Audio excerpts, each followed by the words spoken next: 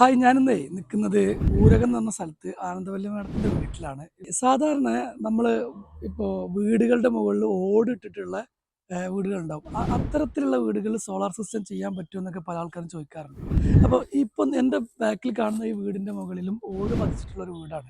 അപ്പോൾ ഇവിടെ നമ്മൾ എങ്ങനെയാണ് ഓടിട്ട വീടിൻ്റെ പുറത്ത് സോളാർ സിസ്റ്റം ചെയ്തിട്ടുള്ളത്, അതുപോലെ തന്നെ അവിടെ അവർക്ക് ഓടിൽ തട്ടാതെ എങ്ങനെ നടക്കാൻ പറ്റും കാര്യങ്ങളൊക്കെ നമ്മളിവിടെ കറക്റ്റായിട്ട് ചെയ്ത ഭാഗങ്ങൾ നിൽക്കുന്നു കാണാം.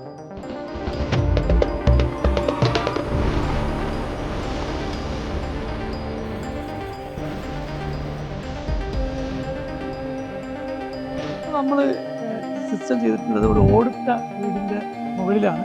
പക്ഷേ ഇങ്ങനത്തെ സ്ഥലങ്ങളിൽ ചെയ്യുന്ന സമയങ്ങളിൽ നമ്മൾ ശ്രദ്ധിക്കേണ്ട കാര്യങ്ങൾ എന്താണെന്ന് വെച്ചാൽ, സ്ട്രക്ചർ ചെയ്യുന്ന സമയത്ത് നമുക്ക് നടക്കാനും ഇത് മെയിൻറ്റെയിൻ ചെയ്യാനും ക്ലീൻ ചെയ്യാനുള്ള വാക്ക് വേ സെപ്പറേറ്റ് ആയിട്ട് നമ്മൾ ചെയ്യേണ്ടതായിട്ടുണ്ട്. ഇതില്ലെങ്കിൽ സ്വാഭാവികമായിട്ടും ആളുകൾക്ക് ഇത് ക്ലീൻ ചെയ്യാനും മറ്റും ബുദ്ധിമുട്ടായിരിക്കും. അവർ തീർച്ചയായിട്ടും ഓടിൽ തന്നെ ചവിട്ടിയിട്ടായിരിക്കും കയറുണ്ടാവുക. അപ്പോൾ അത് ഒഴിവാക്കാനായിട്ട് നമ്മൾ ഇങ്ങനത്തെ സ്ട്രക്ചറും കാര്യങ്ങളും ചെയ്യാൻ നടക്കുന്ന സ്ഥലങ്ങളിൽ ഓടുള്ള ഭാഗങ്ങളിലൊക്കെ ഇത്തരം ലാഡറുകൾ കൊടുത്തിട്ട് സേഫ്റ്റി ആക്കുക എന്നുള്ളതാണ് ഒരു ഫസ്റ്റ് കാര്യം.